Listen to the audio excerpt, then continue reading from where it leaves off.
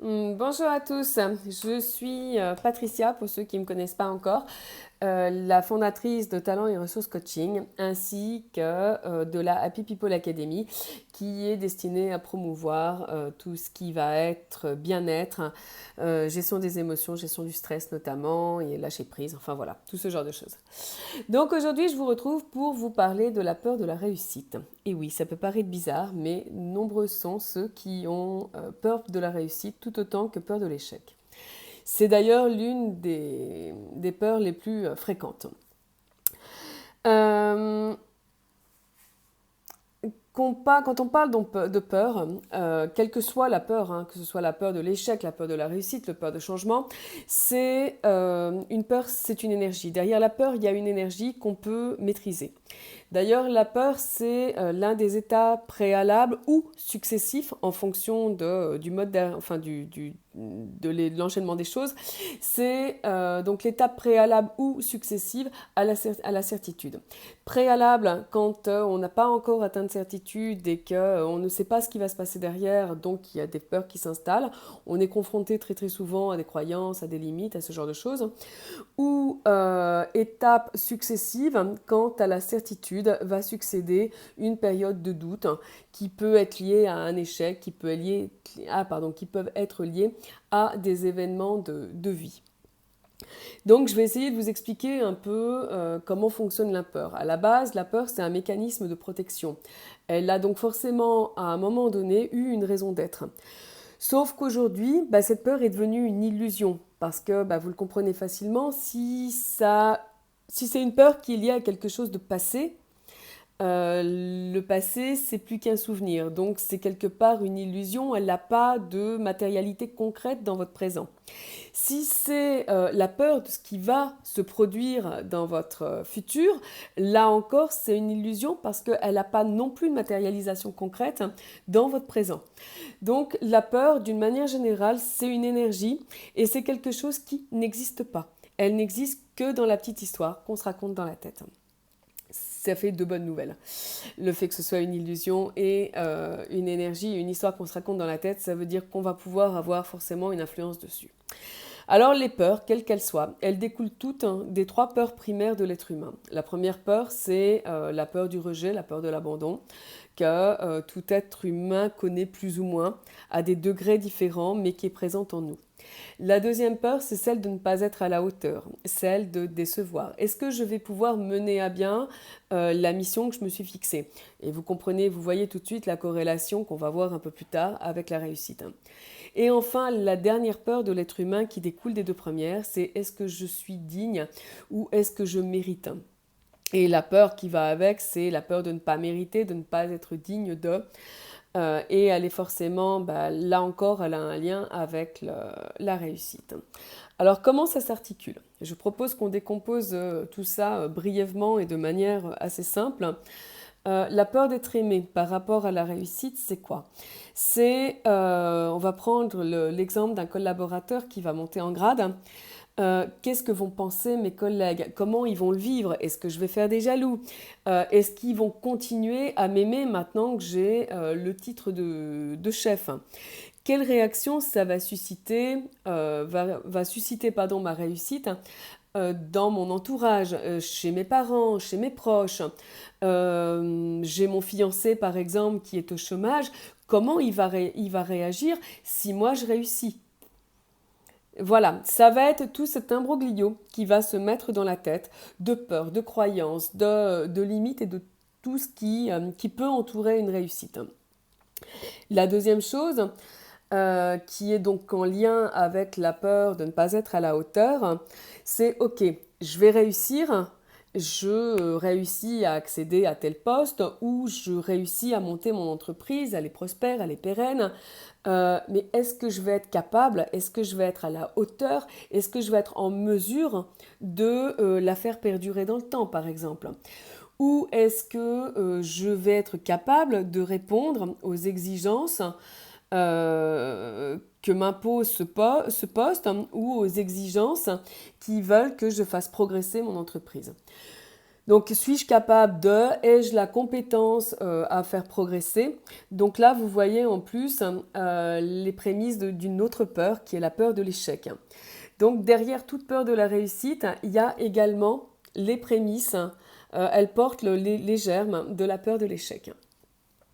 Donc toutes ces questions qui vont être légitimes, elles vont forcément aboutir à et si j'échoue, qu'est-ce qui va se passer? Qui je vais décevoir? Moi en premier, mon entourage, comment ça va être perçu? Quelle image je vais donner? Donc vous voyez, c'est la peur de la réussite, hein, elle englobe beaucoup plus de choses au final que ce qu'on pourrait croire de prime abord. Après, on revient sur donc cette dernière peur de l'être humain qui est être digne et mérité. Et là, on va se heurter très souvent à des croyances et donc à des croyances limitantes forcément et à des limites que va nous avoir imposées notre éducation. La première éducation que l'on partage en commun, c'est l'éducation judéo-chrétienne. Une éducation qui nous montre de manière entre les lignes, qui nous montre très souvent que réussir, c'est pas bien. Que réussir, c'est venir flatter notre ego. Que réussir, c'est quelque part une forme d'arrogance. Donc on a tout ça qui est imprégné dans notre mémoire génétique, dans notre mémoire intrinsèque, hein, dans la mémoire de nos cellules, et souvent on n'en a pas conscience. Donc la réussite va nous renvoyer à nos croyances, à des croyances culturelles, à des croyances éducatives. Qui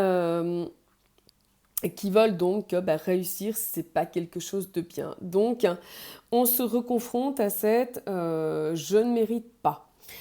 Dans le développement personnel, plus on avance là, dans ce contexte et plus on étudie le développement du développement personnel, plus on s'aperçoit qu'au final, cette éducation, elle nous coupe de nous, elle nous coupe de nos émotions et surtout, elle oublie un facteur prépondérant qui est que tout va partir de nous. Donc, à partir du moment où on est bien avec nous-mêmes, on va pouvoir le rayonner. Donc, il n'est pas question d'avoir peur ou de ne pas estimer que l'on est digne de ou qu'on n'est pas à la hauteur ou qu'on ne mérite pas. Voilà. La dernière chose dans ce « est-ce que je suis digne ?» c'est les limites, par exemple, qui sont... c'est des limites qu'on se met et ce sont aussi des croyances. Par exemple, je prends un exemple tout bête d'une cliente que j'ai eu très récemment qui me dit « Ah oui, mais je ne suis pas digne de réussir parce que j'ai 3 frères qui, eux, ont fait des études supérieures. » Donc voilà, on a cette croyance dans la tête que les gens qui ont fait des études sont beaucoup plus aptes à réussir et ont beaucoup plus de droit à la réussite que ceux qui n'en ont pas fait. Or, c'est complètement... infondé, on va dire. J'allais dire idiot, mais c'était un jugement qui n'avait pas lieu d'être non plus. Donc c'est infondé. C'est ou de venir dire bah oui, mais je suis issue d'une famille modeste, hein, donc est-ce que je suis vraiment digne de réussir? Voilà. Donc on voit bien que la peur de la réussite, hein, elle fait entrer plusieurs facteurs. J'espère que j'ai été suffisamment claire, hein, et qu'elle porte en elle le germe d'autres peurs. Parmi les germes d'autres peurs qu'elle porte, elle porte aussi la peur du changement. Parce que qui dit réussite dit changement. Dit changement de statut, peut-être social, dit changement de positionnement, on va peut-être passer de salarié ou chômeur à chef d'entreprise, ou de collaborateur à manager. Donc il y a forcément un changement qui est enceint dans la réussite. Qui dit changement dit forcément inconnu. Donc il va falloir que je sorte de ma zone de confort, cette fameuse zone où finalement on connaît les douleurs, on connaît les plaisirs, on a réussi à exercer un contrôle, à maîtriser tout ça. En réussissant, on agrandit forcément cette zone de confort, mais dans un premier temps, on fait un grand pas vers l'inconnu. C'est une forme de porte, hein, c'est la porte de la réussite. Si je la franchis, qu'est-ce que je vais laisser derrière? Qu'est-ce que je vais abandonner au profit de l'inconnu? Qui va me suivre? Qui va rester sur place? Qui va être jaloux? Qui va se projeter avec moi dans cette réussite? On est toujours quelque part dans des limites que l'on se fixe et puis surtout on est toujours dans cette espèce d'illusion du gain et de la perte. Tout en sachant que si on détaille cette illusion, mais je reviendrai dans une autre vidéo de la perte et du gain, euh, quoi qu'on fasse, on perd toujours d'un côté et on gagne. Quand je travaille, je ne suis pas avec mes enfants. Donc, quand je prends du plaisir à être avec mes enfants, je ne gagne pas d'argent. A contrario, quand je gagne de l'argent, je n'ai pas le plaisir d'être avec mes enfants. Donc, vous voyez bien que c'est vraiment une pure illusion dont il faut arriver à se sortir. Donc, comment on transcende tout ça? Alors, il y a plein de façons de le faire. On peut parler d'analyse transactionnelle, on peut parler de logosynthèse. Aujourd'hui, j'ai envie, moi, de vous proposer une séance énergétique sur la base de l'EFT. Qu'est-ce que l'EFT? Donc, l'EFT, c'est une technique de c'est la technique de libération émotionnelle qui va vous permettre de libérer vos émotions. Et puis après, j'ai envie de vous proposer un petit exercice d'autosuggestion ou autrement dit d'auto-hypnose, avec des fondements de programme neurolinguistique, PNL. Le but de tout ça, c'est quoi? Ça va être d'aller décaper vos émotions négatives, parce que vous allez voir qu'avec l'EFT, je vais être vilaine, je vais vous plonger dans le négatif, dans votre peur, dans votre problématique. Je vais vous faire mariner dedans un petit moment, histoire de libérer toutes les émotions. Parce que derrière vos émotions, elles vont créer des blocages d'énergie. Et si l'énergie ne circule pas, ben forcément, il ne se passe rien. Votre cerveau, votre corps, tout ça, c'est déconnecté. Vous êtes déconnecté de vous. Donc, on va essayer de... Enfin non, on ne va pas essayer d'ailleurs, on va réussir. On va aller décaper ces blocages pour faire recirculer cette énergie. Et puis une fois que ça se sera fait, ce qui est pas mal, c'est de remettre là où il y avait des émotions négatives, puisque la nature a horreur du vide, c'est de remettre des émotions positives. Et pour ça, vous allez voir que le cerveau est super fort, parce que comme il ne fait pas la différence entre passé, présent, futur, virtuel, réel, et au final, on peut lui faire absorber n'importe quoi. Donc après, on ira travailler sur une petite auto-hypnose en autosuggestion avec des bases de PNL pour pouvoir vous enrichir d'émotions positives sur ce que vous allez vivre et puis en finir avec vos peurs. Donc, l'EFT plus précisément, qu'est-ce que c'est? C'est le tapping ou tapotement, vous avez déjà vu quand on fait ce genre de choses, voilà. Donc, c'est du tapotement qui va se faire au niveau des points d'acupuncture pour libérer ces blocages, comme je viens de vous l'expliquer. Voilà. C'est une manière également d'aller ancrer, parce que vous allez voir, on va faire une ronde relativement longue sur le négatif, et puis après on va faire une ronde de la même longueur sur le positif. Le but, c'est de favoriser les flux énergétiques, et puis de vous aider à débloquer dans un premier temps l'énergie, la circulation d'énergie, et puis libérer en même temps ce qui vous empêche de progresser dans la vie, et puis de remettre des choses positives derrière. On y va ? Alors, si ça peut vous rassurer, j'ai toujours des scrupules à faire replonger les gens dans le négatif. Si ça peut vous rassurer, j'ai l'un de mes mentors qui dit derrière la peur, que la peur est une porte derrière laquelle se trouve un merveilleux cadeau. Donc voilà, je vous propose d'aller jouer à la chasse au trésor et d'aller chercher ce cadeau qu'il y a derrière vos peurs. On va peut-être passer sur des choses un peu plus pratico-pratiques. Munissez-vous d'une bouteille d'eau. Je fais de la pub pour personne, de toute façon c'est une marque mauricienne, donc vous vous en foutez. Munissez-vous d'une bouteille d'eau, parce que quand on travaille sur l'énergie, ça déshydrate, on a besoin de boire, on a besoin de pouvoir enlever tout ça. On y va ? On y va. Alors je vais vous inviter dans un premier temps à fermer les yeux et à prendre contact avec l'émotion la plus forte que vous puissiez, la plus forte et la plus désagréable surtout, que vous puissiez associer à votre peur de réussir. Alors ça peut être des paroles qui ont été prononcées dans votre enfance, ça peut être un parent qui vous répète et vous a répété que vous étiez nul, que vous étiez un raté, que vous ne feriez jamais rien de bien dans votre vie. Ça peut être des reproches qu'on vous a exprimés, ça peut être des émotions, par exemple. Un ami qui vous dit « Ah bah ouais, mais si tu réussis, tu vas m'oublier ». Quelque chose qui vient vous toucher parce que cet ami, vous l'aimez et ça vous fait mal.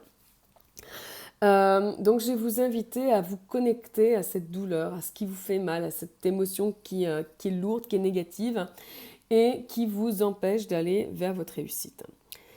Une fois que vous avez cette image douloureuse, je vais vous inviter à l'éclairer d'une belle lumière, mais à l'éclairer et à la rapprocher de vous. Peut-être à monter les sons pour qu'elle vous fasse encore un petit peu plus mal, pour qu'elle fasse monter l'émotion de la douleur, l'émotion de la tristesse, une émotion négative que vous avez en vous et dont vous aimeriez vous dégager. Vous avez cette image, vous vous en êtes imprégné. Alors maintenant, je vais vous demander de réouvrir les yeux et de répondre à quelques questions pour évaluer cette image, cette émotion négative. Alors si on se place sur une échelle de 1 à 10, 1 étant le plus bas, 10 étant le plus haut, quelle note lui mettriez-vous à cette émotion négative? Maintenant, vous l'avez fait un peu tourner dans votre corps, en la grossissant, en mettant de la lumière, en la faisant vibrer en vous. Est-ce que vous pouvez, si vous ne pouvez pas, c'est pas grave, il n'y a pas d'importance. Et puis parfois, on ne peut pas à la première séance, mais on peut à la suivante. Est-ce que vous pouvez la localiser dans votre corps? Où elle se situe? Est-ce que c'est dans le ventre? Est-ce que c'est une lourdeur sur les épaules? Est-ce que c'est une douleur dans le dos? Est-ce que c'est l'estomac qui se tortille? Est-ce que c'est parfois les prémices d'un mal de tête? Voilà, comment est-ce qu'elle se manifeste, cette émotion en vous? Disons ce qui est bien parce que ça va vous permettre, si vous arrivez à la situer, à tapoter un petit peu plus à cet endroit-là pour aider à sa libération. Voilà. Au cours de la séance de FT, il est possible qu'il y ait des émotions fortes qui vous submergent, qui remontent. Laissez-les couler, c'est pas grave. Si c'est des larmes, laissez-les partir, mais par contre, n'arrêtez pas de tapoter parce que plus vous allez tapoter en présence de cette émotion, plus ça veut dire que vous êtes sur le bon méridien et donc plus ça va s'évacuer. Voilà.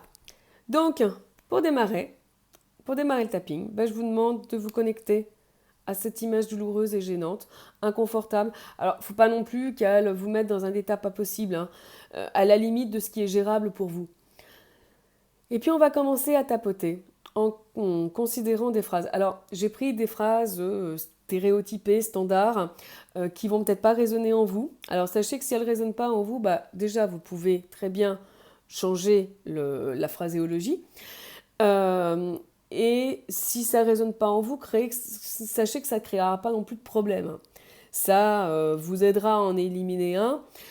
L'essentiel, c'est que vous compreniez, on va dire, le principe de l'EFT. On se concentre sur le négatif et une fois qu'on a dégagé le négatif, on fait remonter le positif. Voilà. Alors, on va commencer par ce point-là, qu'on appelle dans le jargon le point karaté, qui est également le point d'aversion psychologique. C'est-à-dire, je vais vous expliquer, le point d'aversion psychologique, c'est je ne sais pas ce que ça va m'apporter, je ne sais pas si je vais réussir, mais allez, je me pardonne et je suis bienveillant vis-à-vis de moi-même. Voilà. D'ailleurs, on va commencer comme ça. Même si je ne vois pas bien en quoi l'EFT peut m'aider, je m'implique pleinement dans cet exercice. Même si j'ai peur de réussir, de sortir de ma zone de confort, je m'accepte dans ma peur et je m'aime malgré toutes mes failles. Même si je n'ai pas l'intention de sortir de ma zone de confort pour réussir, je me respecte et je me parle avec bienveillance. Même si j'ai peur de réussir à cause des propos de mes amis ou de ma famille, j'accueille ma peur et leurs propos avec amour. On va commencer par le sommet de la tête. Ma peur de réussir me paralyse. Et puis là, alors vous pouvez taper des deux mains, comme ça vous êtes sûr de couvrir une plus grande zone. Je me complais dans ma peur de réussir, sur le coin de l'œil, ici. Je progresse dans ma peur avec plaisir, sous l'œil. Je ne réussirai jamais, sous le nez. Mes proches disent de moi que je suis une ratée. Je sais que je suis nulle. Sous la clavicule. Alors la clavicule, ça vous fait un espèce de trou. Vous avez les deux os et puis vous avez une espèce de trou juste en dessous, c'est là. Je m'interdis de réussir ma vie de toute façon. Sous le bras. Alors pour les femmes, c'est facile, c'est au milieu de la bande du soutien-gorge. Pour les hommes, c'est dans l'alignement du mamelon. Donc voilà, donc sous le bras. Et la réussite, de toute façon, c'est pour les autres, c'est pas fait pour moi. Sous le sein, je m'interdis de toute façon de réussir. Et on reprend une ronde négative. La réussite est de toute façon quelque chose de superficiel. Je ne veux pas réussir. Je préfère rester dans l'échec. Sous l'œil, je suis un loser. J'ai une très mauvaise estime de moi. Je ne suis de toute façon pas quelqu'un de confiance. Je suis incapable de mener à bien cette mission. Je sens vraiment... Non, vraiment, pardon, je m'interdis de réussir. Si j'échoue, mes amis continueront-ils... Si je réussis, mes amis arrêteront de m'aimer. J'ai peur de réussir. J'ai véritablement peur de changer de vie. La réussite m'oblige à progresser et je n'y suis pas prêt. Je préfère rester là où j'en suis. En aucun cas je ne veux réussir.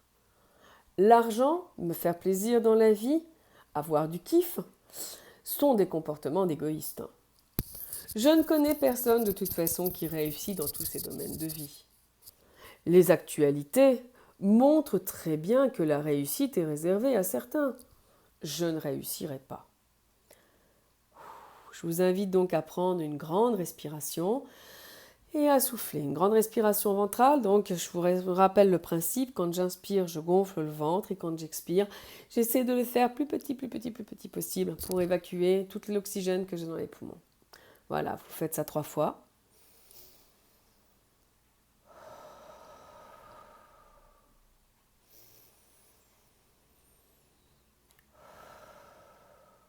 Et je vous invite à trinquer à la santé de vos peurs.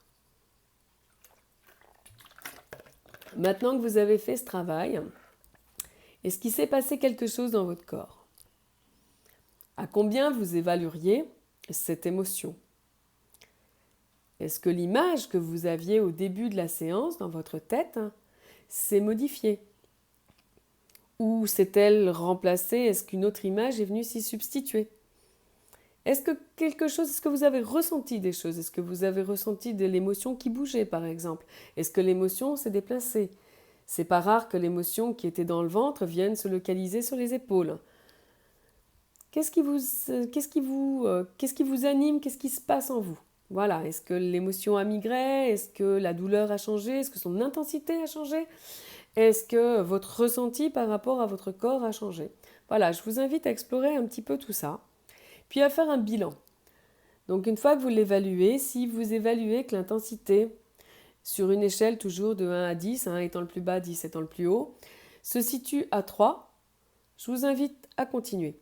Si elle se situe au-dessus de 3, je vous invite à reprendre cette ronde, peut-être en adaptant des phrases avec des choses qui résonnent en vous par rapport à la peur de réussir, et puis à la refaire, jusqu'à temps que vous en soyez à 3. Si c'est la refaire sur plusieurs jours, une fois le matin, une fois le soir, c'est possible. C'est vous qui voyez, c'est vous. Je vous invite vraiment à vous connecter à votre intuition, à ce que vous avez à l'intérieur de vous, et puis à le suivre. Donc on va prendre maintenant les rondes positives, donc toujours en tapotant sur la tête. Et ce coup-ci, je vais vous inviter à vous connecter à une émotion positive. Alors forcément, pas une émotion qui est liée à la réussite, hein. Ça peut, si des images vous sont remontées pendant la première ronde, mais je vais surtout vous inviter à vous connecter à une émotion positive, à de la joie, à de l'enthousiasme, à quelque chose qui vous anime, que vous avez dans un autre de vos domaines de vie. Je vous invite à vous connecter à cette émotion-là. Et on va créer les rondes positives. Donc toujours pareil, on commence par le point karaté. Alors là ou là, hein, ça n'a pas d'importance. Ça peut être les deux côtés, ça peut être qu'un seul côté, ça n'a vraiment pas d'importance. Ça, c'est à votre ressenti. D'ailleurs, vous l'avez peut-être remarqué dans les rondes, parfois je fais sous le bras et sous le sein, ou sous le sein et sous le bras. Tout va dépendre de ce que je sens circuler en moi. Si je sens que l'énergie passe par là, je tapote là, ou que ça bloque là, voilà. Donc ça n'a pas d'importance, l'essentiel c'est d'aller du haut vers le bas, et puis de se focaliser vraiment, de faire un focus vraiment sur l'émotion qu'on veut travailler. Voilà. Donc, même si je n'ai pas encore manifesté la réussite dans ma vie, je m'accepte et je m'aime sans condition. Même si j'ai peur de sortir de ma zone de confort, je m'y prépare avec amour et bienveillance. Même si mon histoire ne me permet pas encore de voir le positif de la réussite, je pardonne à mes proches, à mes amis et à moi-même de me faire douter de mes capacités à réussir. Même si je suis terrifiée à l'idée de changer d'environnement, d'entourage et de vibration, je me sens prête à avancer et j'ai véritablement l'intention d'aller vers ma réussite. La tête. Je libère et je lâche toutes mes pensées négatives, mes croyances et mes images autour de la réussite. Le début du sourcil. Je suis désolée, j'ai écrit le script parce que comme c'est pas quelque chose que je côtoie, enfin que j'ai en moi, du coup il a fallu que je me fasse un draft pour pouvoir vous aider, vous aiguiller, vous guider. Voilà, donc au début du sourcil, je me libère de toutes les phrases toxiques, les pensées négatives en lien avec la réussite. Je me nettoie de toutes mes peurs et mes inquiétudes en lien avec la réussite. Je prends du recul vis-à-vis de toutes mes peurs en lien avec la réussite. Je m'ouvre pleinement à la possibilité de réussir. Je m'autorise à réussir et à briller. Je m'ouvre à l'abondance dans ma vie. J'ai déjà réussi de grandes choses dans d'autres domaines de ma vie. Je suis fière de mes réussites passées, je suis fière de mes réussites présentes et je suis emplie de gratitude pour mes réussites futures. J'aime réussir. La réussite est en moi. La réussite, oups là, j'ai loupé une. Donc, excusez-moi, on recommence. J'aime réussir. La réussite est en moi. La réussite prend toute sa place dans ma vie. Je me connecte à ma réussite, à l'abondance et à tout ce qu'elle peut m'apporter de positif dans ma vie. Je vis ma réussite, les changements, comme un don. J'inspire mon entourage par ma réussite. Quand je réussis, je suis connectée à moi. Je réussis tout ce que j'entreprends. J'accueille ma réussite à bras ouverts. Je suis réussite. J'excelle dans ce que je fais. Je me donne toutes les autorisations pour réussir et briller dans ce que j'entreprends. Ma réussite me permet de me sentir bien et à ma juste place. En réussissant, je m'entoure des gens que j'aime et j'attire des gens bien pour moi. Je réussis et j'attire le bonheur dans ma vie. La réussite m'emplit et me permet de rayonner sur les autres.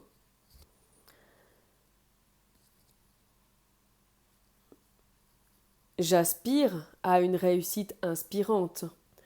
Je réussis et j'en suis fière.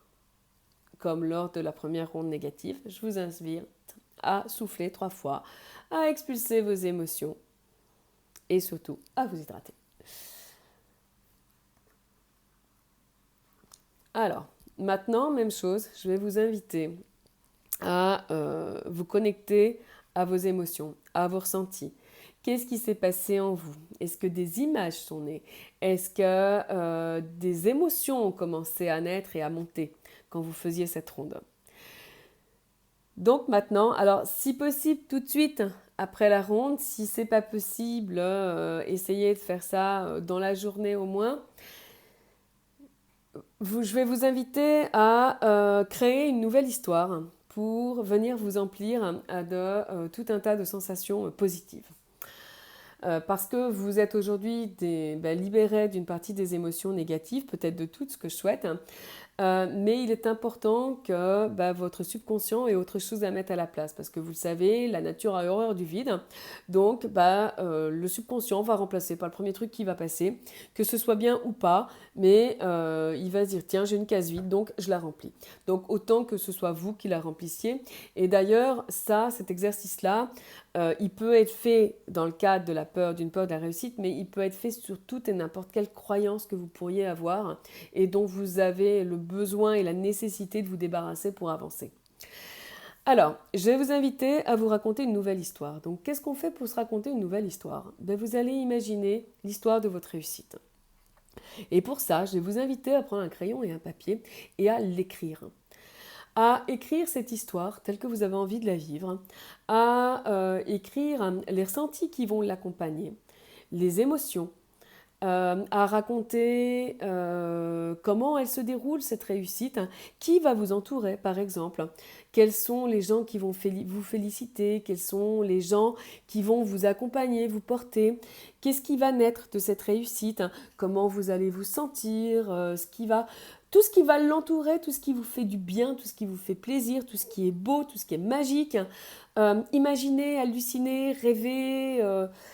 Allez chercher au plus profond de vous, si vous avez une baguette magique, que tous les possibles sont à votre portée. C'est quoi pour vous la réussite? Comment vous vous sentez? Quelles sont les émotions qui vous font vibrer?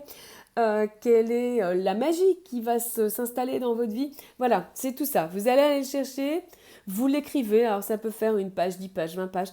C'est pas grave, c'est votre histoire, c'est ce que vous avez envie de vous raconter.